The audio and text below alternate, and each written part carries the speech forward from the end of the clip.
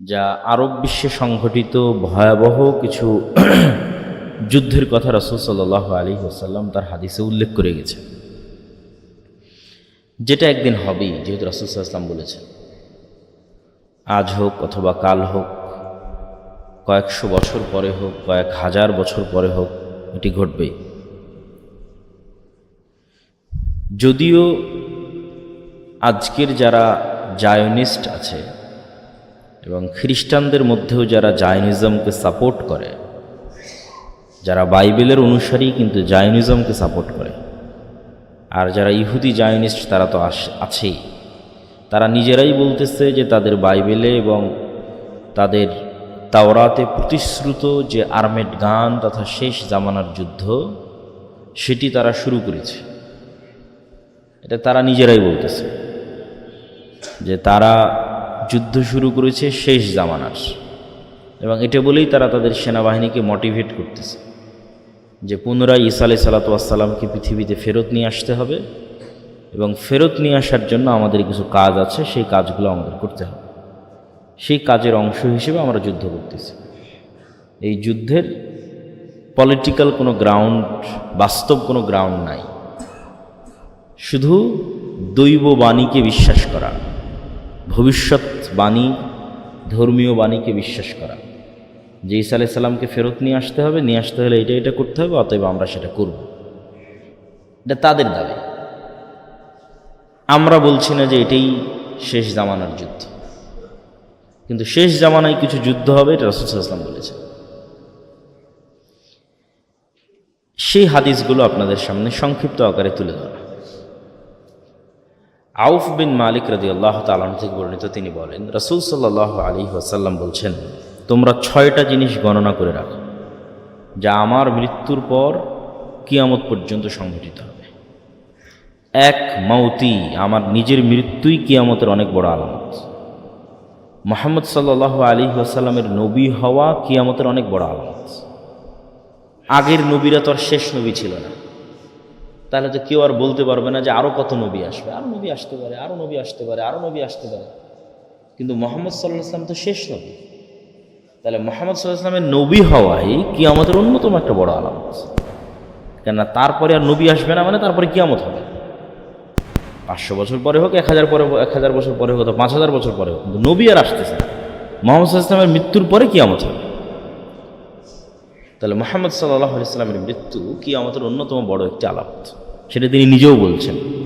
6টা জিনিস গণনার মধ্যে 1 নম্বর মাউতি, আমার মৃত্যু। 2 নম্বর ফাতহু বাইতুল মাকদিস, মসজিদে আকসা বিজয় করবে মুসলমানেরা, যেটা ওমর রাদিয়াল্লাহু তাআলা আনহুর শাসনামলে সংগঠিত হয়ে গেছে। মসজিদে আকসা বিজয় হবে। তারপর সুম্মা মাউতান ইয়াখুযু ফীকুম কাকুআতিল গানাম, ব্যাপক বড় বড় 2টা মহামারী, যাতে হাজার হাজার লক্ষ লক্ষ কোটি কোটি মানুষ মারা যাবে। এই বিষয়গুলো নিয়ে আলেম ওলামাদের মধ্যে মতভেদ আছে যে এই মহামারীগুলো সংঘটিত হয়েছে না হয়নি। ওমর রাদিয়াল্লাহু তাআলা আনহুর যুগে সিরিয়ায় এক ভয়ঙ্কর মহামারী হয়েছিল, সেটাকে আলেম ওলামাগণ এই মহামারী হিসেবে গণ্য করেছে। আবার পরবর্তীতে যখনই বড় ব্যাপক আকারে কোনো মহামারী দেখা গেছে, তখন সবাই এই হাদিসের কথা তুলে ধরে বলেছে এটি হয়তো সেই মহামারী হতে পারে। যেহেতু রাসূল সাল্লাল্লাহু আলাইহি ওয়াসাল্লাম কোনো নির্ধারিত টাইম, সময় উল্লেখ করে যাননি, আর এটা উল্লেখ করা সম্ভবও নয়। আল্লাহ নবীকে যতবার জিজ্ঞেস করা হয়েছে মাতা সা, কিয়ামত কখন হবে, তিনি কোনো সময় বলতে পারেননি। কেন আল্লাহ নিজে বলছেন যে কিয়ামত কখন হবে এটার জ্ঞান একমাত্র কার কাছে আছে? আল্লাহ সুবহানাহু ওয়া তাআলা। তাহলে মুহাম্মদ সাল্লাল্লাহু আলাইহি ওয়াসাল্লাম শুধু চিহ্ন বলতে পারে, আলামত বলতে পারে, সে আলামতের নির্ধারিত সময়ও বলতে পারবেন না যে আসলে এই আলামতটা কখন, কত সালে, কোথায় সংঘটিত হবে। সুতরাং এটা বলার কোনো ওয়ে নাই, স্কোপ নাই যে এটাই সেই আলামত যেটা এত সালে অমুক জায়গায় সংঘটিত হচ্ছে বা হবে। তারপর রাসূল সাল্লাল্লাহু আলাইহি ওয়াসাল্লাম বললেন, সুম্মা ইস্তিফাদাতুল মাল হাত্তা ইউতা রাজুলু মিয়াতা দিনার, এত বেশি মানুষের ধন সম্পদ হয়ে যাবে যে একজন গরিব মিসকিনকে 100 দিনার দিলেও সেটাকে অনেক ছোট খাটো মনে করবে, অল্প মনে করবে। সুম্মা ফিতনাতুন লা ইয়াবকা বাইতুম মিনাল আরব ইল্লা দাখালাতহু, তারপর পৃথিবীতে এমন এক ফিতনা প্রকাশ পাবে যেই ফিতনা প্রত্যেক আরব ঘরে প্রবেশ করবে। আল্লাহ নবী শুধু আরবদের কথা বলেছেন যে প্রত্যেক আরবের ঘরে ফিতনা প্রবেশ করবে।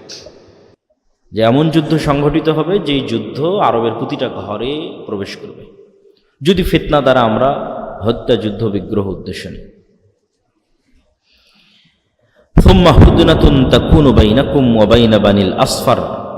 তারপর তোমাদের সাথে হলুদ চামড়ার মানুষদের, রোমানদের, ইউরোপিয়ানদের, সাদা চামড়ার মানুষদের, হলদেটে সাদা চামড়ার মানুষদের এক বড় চুক্তি সম্পাদিত হবে, যেই চুক্তি তারাই লঙ্ঘন করবে এবং তারা তোমাদের বিরুদ্ধে যুদ্ধ করতে আসবে 80টি পতাকার অধীনে, যার এক এক পতাকার অধীনে থাকবে 12,000 করে সৈন্যবাহিনী। এটা একটা হাদিস। আর এক হাদিসে রাসূলুল্লাহ সাল্লাল্লাহু আলাইহি ওয়াসাল্লাম বলছেন, সামি'তুম বিমাদিনাতিন জানিবুম মিনহাল বার ওয়া জানিবুম মিনহাল বাহর। তোমরা এমন এক শহরের কথা জানো যেই শহরের এক পাশ সমতল আর এক পাশ সাগর। সাহাবীরা বললেন, হ্যাঁ, আমরা এরকম একটি শহরের কথা জানি। আল্লাহ নবী বললেন, লা তাকুমুস সাআ হাত্তা ইয়াগযুহা ৭০,০০০ মিন বানি ইসহাক।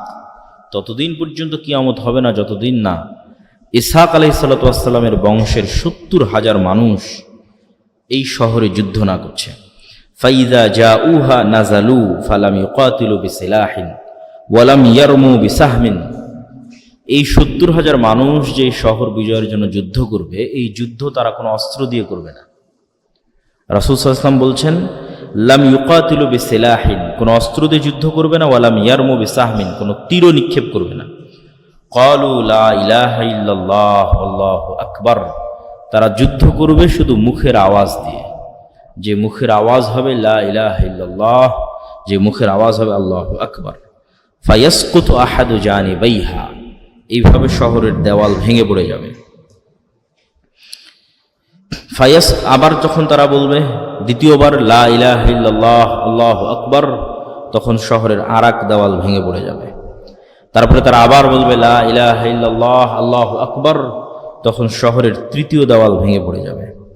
ফাইফাররাজু লাহুম ফায়াদখুলুহা ফায়াগনামু ফাবাইনাহুমা হুম ইয়াকতাসিমুনাল মাগানিম। 3টা দেওয়াল ভেঙে যাওয়ার পর তারা ওই শহরে প্রবেশ করতে সক্ষম হবে এবং শহরে বিজয়ী হিসেবে প্রবেশ করার পর যখন তারা গনিমতের মাল বন্টন করবে, তখন অদৃশ্য থেকে একটা আওয়াজ আসবে, ইন্নাদ দাজ্জাল ক্বাদ খারাজ, দাজ্জাল তোমাদের বাড়ি ঘরে প্রবেশ করে গেছে। ফায়াতরুকুনা কুল্লা শাইইন ওয়া ইয়ারজিউন, তখন তারা তাড়াহুড়া করে গনিমতের মাল ফেলে দিয়ে তাদের বাড়ি ঘরের দিকে ফেরত যেতে থাকবে দাজ্জালের খোঁজে। এটা একটা হাদিস। রাসূল সাল্লাল্লাহু আলাইহি ওয়াসাল্লাম আর এক হাদিসে বলছেন, আবু হুরায়রা রাদিয়াল্লাহু তাআলা আনহু থেকে বর্ণিত, তিনি বলেন, রাসূল সাল্লাল্লাহু আলাইহি ওয়াসাল্লাম বলেছেন, লা তাকুমুস সাআ হাত্তা ইয়ানজিলা আর-রূমু বিল আ'মাক আও বিদাবিক ফায়াখরুজু ইলাইহিম জাইশুম মিনাল মাদিনা মিন খিয়ারি আহলিল আরজ।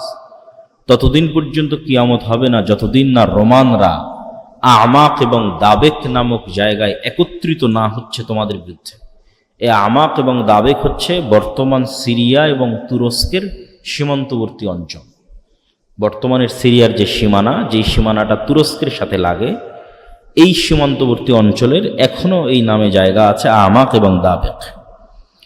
সেই দিন মদিনা থেকে বের হবে একটা সেনাবাহিনী যারা তৎকালীন বিশ্বের সর্বশ্রেষ্ঠ মানুষ। রাসূল সাল্লাল্লাহু আলাইহি ওয়াসাল্লাম বলছেন, ফাইজা তাসাফু ক্বালাতির রূম খাল্লু বাইনানা ওয়া বাইনাল্লাযী সাবাউ মিন্না নুকাতিলু। তখন মদিনা থেকে আসা এই সর্বশ্রেষ্ঠ অশ্বারোহী বাহিনীকে রোমানরা বলবে, তোমরা আমাদের জন্য রাস্তা ছেড়ে দাও, আমরা এই সিরিয়ান শামের এদের সাথে যুদ্ধ করতে চাই, তোমরা কেন মধ্যে বাধা হচ্ছ? ফায়াকুলুল মুসলিমুনা লা ওয়াল্লাহি লা নুখাল্লি বাইনাকুম ওয়া বাইনা ইখওয়ানিনা। তখন মদিনার মানুষরা বলবে, আমরা আমাদের সিরিয়ার ভাইদেরকে একা ছেড়ে দিতে পারি না। ফায়ুকাতিলুনাহুম ফায়ানহাজিমু থুলুথুন লা ইয়াতুবুল্লাহু আলাইহি। ভয়ঙ্কর যুদ্ধ হবে। এই যুদ্ধে একদল মানুষ পালিয়ে যাবে যুদ্ধের মাঠ থেকে। যুদ্ধের মাঠ থেকে পালিয়ে যাওয়া অনেক বড় কবিরা গুনাহ। তো একদল মানুষ যুদ্ধের মাঠ থেকে পালিয়ে যাবে। রাসূল সাল্লাল্লাহু আলাইহি ওয়াসাল্লাম বলছেন, আল্লাহ কোনোদিন তাদের তওবা কবুল করবে না। মুসলমানদের একদল মানুষ যুদ্ধের মাঠ থেকে পালিয়ে যাবে, এদের তওবা কোনোদিন কবুল হবে না। ওয়া ইউকতালু থুলুথুহুম, আর মুসলমানদের 3 ভাগের 1 ভাগ শহীদ হয়ে যাবে। রাসূল সাল্লাল্লাহু আলাইহি ওয়াসাল্লাম বলছেন, এরা পৃথিবীর সর্বশ্রেষ্ঠ শহীদ। আফজালুশ শুহাদা ইনদাল্লাহ, আল্লাহর নিকটে শ্রেষ্ঠতম শহীদ হবে এরা। ওয়া ইফতাতিহু থুলুথ, আর এক তৃতীয়াংশ তো পালিয়ে গেছে, এক তৃতীয়াংশ মারা গেছে, আর মুসলমানদের এক তৃতীয়াংশকে আল্লাহ বিজয় দান করবেন রোমানদের উপরে। লা ইফতানুনা আবাদা, এই এক তৃতীয়াংশ এরা কোনোদিন আর কোনো ফিতনায় পতিত হবে না। ফায়াফতাহতিহুনা কুস্তুনতুনিয়া, এই এক তৃতীয়াংশ কুস্তুনতুনিয়া বিজয় করবে। আগের হাদিসে যেটা আমরা দেখলাম, এমন একটা শহর যার এক পাশ সমতল আর এক পাশ সমুদ্র, সেটাও কুস্তুনতুনিয়া, এটাও কুস্তুনতুনিয়া। কুস্তুনতুনিয়াকে ইংরেজিতে বলা হয় কনস্টান্টিনোপল, আর আমরা এখন চিনি ইস্তাম্বুল নামে। তুরস্কের মোটামুটি অফিসিয়াল রাজধানী নয়, কিন্তু দীর্ঘদিনের রাজধানী ছিল, ঐতিহ্যবাহী শহর ইস্তাম্বুল। তুরস্কের ইস্তাম্বুল, যাকে আরবিতে বলা হয় কুস্তুনতুনিয়া, ইংরেজিতে বলা হয় কনস্টান্টিনোপল। এই শহর তারা বিজয় করবে। তাহলে এই শহর কিয়ামতের পূর্ব মুহূর্তে বিজয় হচ্ছে মানে এই শহর মুসলমানদের হাতে থাকবে না। তথা আজকের তুরস্ক যে মুসলমানদের হাতে আছে, এটা একদিন থাকবে না মুসলমানদের হাতে। এটা ইহুদি খ্রিস্টান অন্যদের দখলে চলে যাবে। নাহলে কিয়ামতের পূর্ব মুহূর্তে কিভাবে ইস্তাম্বুল বিজয় হবে? কেন এর পরপরে আবার দাজ্জাল বের হচ্ছে, তথা এটা কিয়ামতের পূর্ব মুহূর্তের ঘটনা। তাহলে তারা কুস্তুনতুনিয়া বিজয় করবে। ফাবাইনামা হুম ইয়াক্তাসিমুন আল গানাইম, যখন তারা গনিমতের মাল বন্টন নিয়ে ব্যস্ত থাকবে এবং তাদের তরবারিগুলো জাইতুন গাছে ঝুলানো থাকবে, ইজা সাহা ফীহিমুশ শাইতান, তখন শয়তান অদৃশ্য থেকে চিৎকার করে বলবে যে দাজ্জাল তোমাদের বাড়িতে ঢুকে গেছে। ফায়াখরুজুনা ওয়া যালিকা বাতিল, তখন তাড়াহুড়া করে এরা গনিমত ফেলে দিয়ে তরবারি নিয়ে তাদের বাড়িঘরের দিকে যেতে থাকবে, মানে দামেস্ক শহরের দিকে আসতে থাকবে। এটা আরো অন্য বর্ণনায় আরো স্পষ্ট হয় যে দামেস্ক শহরের দিকে ফেরত আসতে থাকবে। তো এই প্রথম সংবাদটা হবে মিথ্যা। দাজ্জাল যে তাদের বাড়িঘরে ঢুকে গেছে, এই প্রথম সংবাদ মিথ্যা হবে। ফাইযা জাউ শাম খারাজা ফাবাইনামা হুম ইউইদ্দুনা লিল কিতাল, কিন্তু যখন তারা দামেস্কে ফেরত আসবে, তারপরে সত্যি সত্যি দাজ্জাল বের হয়ে যাবে। তখন ইউইদ্দুনা লিল কিতাল, তখন তারা যুদ্ধের প্রস্তুতি নিবে দাজ্জালের সাথে। ইউসাফুনা সুফুফা ইযা উকিমাতিস সালাত, এমতো অবস্থায় দামেস্কের মসজিদে সালাতের ইকামত হবে এবং মুজাহিদরা সালাতের জন্য দাঁড়াবে সারিবদ্ধভাবে। কিছু বর্ণনায় এসেছে এটা ফজরের সালাত। ঠিক এই সময়ে ইয়ানজিলু ঈসা ইবনে মারিয়াম, ঈসা ইবনে মারিয়াম, কিছু বর্ণনায় এসেছে দুই ফেরেশতার কাঁধের উপর ভর দিয়ে নামবেন। ফাআম্মাহুম ফাইযা রাআহু আদুউল্লাহ যাবা কামা ইয়াযুবুল মিলহু ফিল মা ফালাউ তারাকাহু লান যাবা হাত্তা ইয়াহলিক। ঈসা ইবনে মারিয়ামকে যখন দাজ্জাল দেখবে, তখন লবণ যেভাবে পানিতে দিলে মিটে যায়, মিশে যায়, গলে যায়, দাজ্জাল সেভাবে গলে যেতে থাকবে। ওয়ালাকিন ইয়াকতুলুহুল্লাহু বিয়াদিহি, কিন্তু তারপরেও ঈসা আলাইহিস সালাম নিজে হাতেই দাজ্জালকে হত্যা করবেন। ফায়ুরিহিম দামাহু ফি হারবাতি, এবং যেই অস্ত্র দিয়ে তিনি দাজ্জালকে হত্যা করবেন এটা জনগণকে দেখাবেন যে দেখো দাজ্জালকে হত্যা করেছে।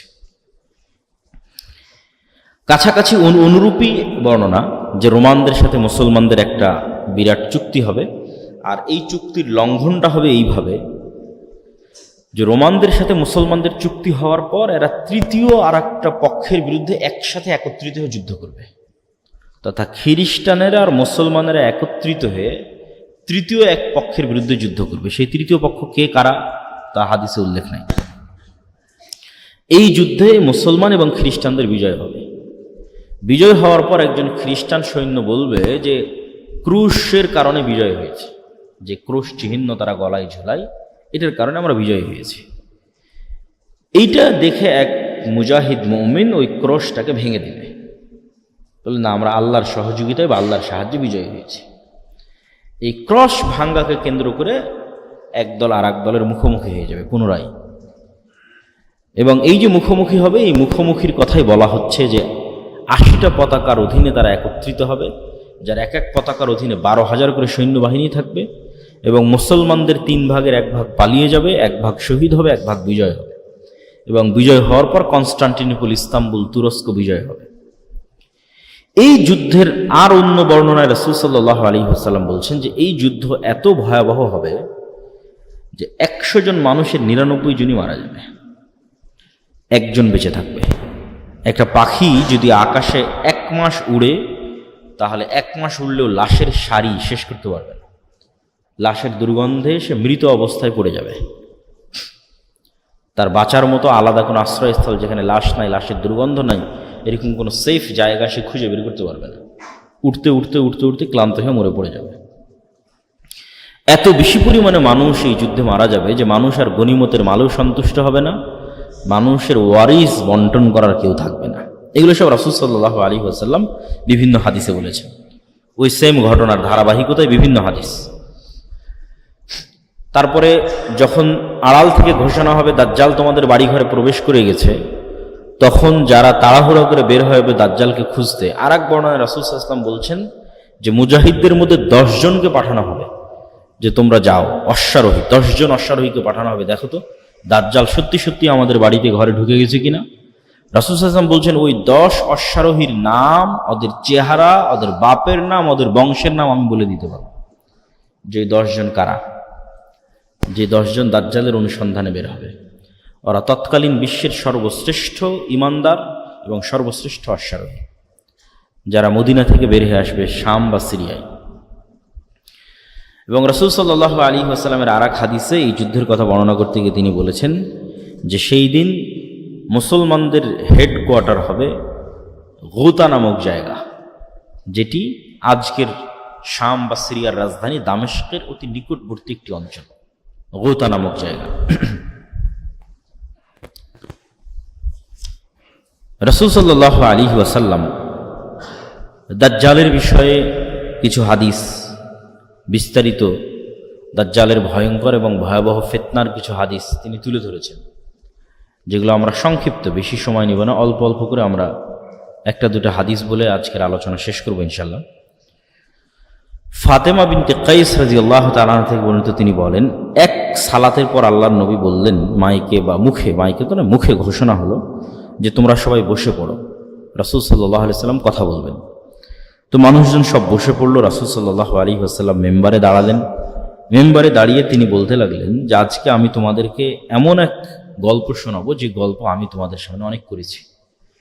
এই গল্প হচ্ছে তামিম আদ-দারির গল্প। আন্না তামিম আদ-দারি কান রাজুলান নাসরানিয়ান, যে ছিল খ্রিস্টান মানুষ, যা আফা বায়া ওয়া আসলামা, সে আল্লাহ নবীর হাতে হাত রেখে ইসলাম গ্রহণ করার পর এই ঘটনা সে আল্লাহ নবীকে শোনায়। সেই ঘটনা হচ্ছে আন্নাহু রাকিবা ফি সাফিনাতিন বাহরিয়াতিন মা 30 রাজুলাম, সে তার নিজ গোত্র এবং আর 2-3টা আরব গোত্রের 30 জন মানুষকে নিয়ে একটা নৌকায় দীর্ঘ লম্বা সফরে বের হয়। ফালাইবা বিহিমুল মাউজু শাহরান ফিল বাহরি, সমুদ্রের ঢেউ তাদেরকে 1 মাস যাবৎ এদিক ওদিকে নিয়ে যেতে থাকে। তারা কোনো লোকেশন ট্র্যাক করা, আগের যুগের মানুষ তারা এবং চাঁদ দেখে দিক নির্ধারণ করে নৌকা পরিচালনা করত, কিন্তু ঝড় বৃষ্টি ঢেউয়ে আর কন্ট্রোল করতে পারেনি যে এই নৌকা কোন দিকে যাচ্ছে। তো অনেক পরে গিয়ে, দীর্ঘ 1 মাস পরে গিয়ে এই নৌকা একটা দ্বীপে গিয়ে ভিড়ল। সংক্ষেপে আমি শেষ করে দিচ্ছি। একটা দ্বীপে ভিড়ার পর, লাগার পর তারা সেখানে নামলো। নামার পর দেখতেছে একটা প্রাণী, ফালাকিয়াতুম দাব্বাতুন, একটা ভয়ঙ্কর প্রাণী যার অত্যধিক চুলের কারণে লা ইয়াদরুনা মা কুবুলুহু মিন দুবুরিহি, সামনে কোনটা পিছন কোনটা, মুখ কোন দিকে পিছন কোন দিকে এটা বোঝা যাচ্ছে না অত্যধিক চুলের কারণে। তখন এরা তাকে বলছে ওয়াই হাক, তোমার ধ্বংস হোক। তখন ওই প্রাণী উত্তরে বলছে আনাল জাসসাসা, আমি হচ্ছে গোয়েন্দা।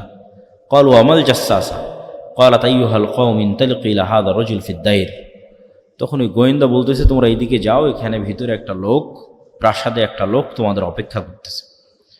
তখন আমরা যখনই একটা মানুষের কথা শুনলাম যে একটা মানুষ অপেক্ষা করছে, তখন আমরা এর থেকে বেঁচে ফেরার জন্য, এই তো একটা প্রাণী যে নিজেকে গোয়েন্দা বলতেছে, তার থেকে বেঁচে ফেরার জন্য আমরা দৌড়ে চলে গেলাম ওই মানুষের দিকে। তো মানুষের দিকে গিয়ে দেখি ফাইদা ফিহি আ'যামু ইনসানিন রাআইনাহু কাত্তু, এত বিশাল দেহের মানুষ আমরা জীবনে কখনো দেখিনি, যাকে বাধা আছে তার হাত এবং তার কাঁধের সাথে বাধা আছে। মা বাইনা রুকবাতাইহি ইলা কা'বাইহি বিল হাদিদ, তার হাঁটু, তার হাত, কোনই, কাঁধ, এগুলো লোহার জিঞ্জির দিয়ে বাধা আছে। কুলনা ওয়াইলাক মা আনতা ক্বালা ক্বাদ কদারতুম আলা খাবরি ফাআখবিরুনি মা আনতুম। আমরা ওকে জিজ্ঞেস করলাম এই তুমি কে? তো সে বলল তোমরা তো জানবেই আমি কে, আগে বলো তোমরা যে তোমরা কারা, আমি কে এটা তোমরা জানবে। তখন আমরা বললাম নাহনু উনাসুম মিনাল আরব রাকিবনা ফি সাফিনাতিন বাহরিয়াতিন, আমরা আসলে আরবের কিছু মানুষ, ব্যবসায়িক কাজে বের হয়েছিলাম, এইভাবে আমরা এখানে আসলাম, এইভাবে তোমার কাছে পৌঁছলাম। তখন এই ব্যক্তি এই সমস্ত মানুষদেরকে জিজ্ঞেস করছে, আখবিরুনি আন নাখলি বাইসান, তিনটা প্রশ্ন করেছে। বাইসান খেজুর বাগানের কথা বলো, তাবারিয়া নামক সমুদ্রের কথা বলো, আর আইনে জোগার নামক ঝর্ণার কথা বলো। তিনটা প্রশ্ন। তখন এই মানুষজন তাদেরকে বলছে, তুমি এই তিনটার কি জানতে চাও? তুমি যে বাইসান খেজুর বাগানের কথা জানতে চাও, এটার কি জানতে চাও? বলে, আসআলুকুম আন নাখলিহা হাল ইউসমির আমলা, আমি জানতে চাই বাইসান খেজুর বাগানে এখনো খেজুর হয় না? বলে, এখনো হয়। তো অচিরেই একদিন এই বাগানে খেজুর হবে না। আমি জানতে চাই তাবারিয়া নামক এই সমুদ্রে, এই সাগরে, এই দ্বীপে, এই খালে পানি আছে না নাই? বলে, আছে। তো অচিরে এখানে একদিন পানি থাকবে না। আইনে জোগার নামক ঝর্ণায় পানি আছে না নাই? তো বলে, আছে। তো অচিরে এখানে একদিন পানি থাকবে না। আধুনিক যারা গবেষক তারা গবেষণা করে দেখেছেন এই তিনটে জায়গায় এখন ইসরায়েলের সীমানার অন্তর্ভুক্ত। এবং তাবারিয়া নামক যে সুন্দর সমুদ্র, এটা খ্রিস্টানদের একটা অত্যন্ত ভ্রমণের জায়গা, পবিত্র ভ্রমণের জায়গা। তারা মনে করে যে ঈসা আলাইহিস সালাতু ওয়াস সালাম যত মুজিজা দেখিয়েছেন, সকল মুজিজা তিনি এই তাবারিয়া নামক সমুদ্রের পাশে দেখিয়েছেন। জীবিতকে মৃত করা, কুষ্ঠ রোগীকে ভালো করা, এই জন্য তারা এই তাবারিয়া সাগরকে তারা অনেক পবিত্র মনে করে এবং লক্ষ লক্ষ খ্রিস্টান ইসরায়েলে ঘুরতে যায় এই তাবারিয়া নামক সাগর দেখতে। তো দাজ্জাল এই তিনটা জায়গার কথা জিজ্ঞেস করল। তারপরে 4 নম্বরে জিজ্ঞেস করলো, আখবিরুনি আন নাবিয়্যিল উম্মিয়িন, অশিক্ষিত মূর্খ নবীর কথা বলো। আনপড়, যিনি লেখা জানেন না, পড়া জানেন না, এরকম কোনো নবী এসেছে কিনা আরবে? আমাদের